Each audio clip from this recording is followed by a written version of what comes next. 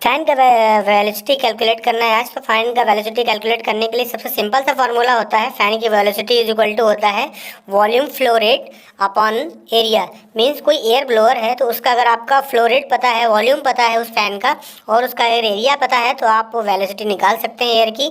Suppose हमारे पास एक example है जहाँ पे वॉल्यूम फ्लो रेट दिया गया है, हमारा क्यू दिया गया है 1000 CFM, एंड डक्ट का एरिया जो हमारा दिया गया है वो 2 स्क्वायर फीट एरिया दिया है।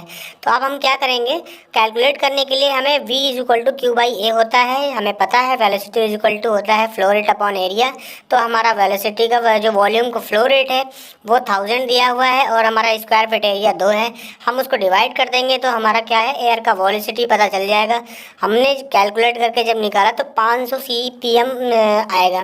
तो एयर का जो वेलोसिटी थ्रू द ब्लोअर होगा वो 500 CPM होगा, फीट पर मिनट होगा।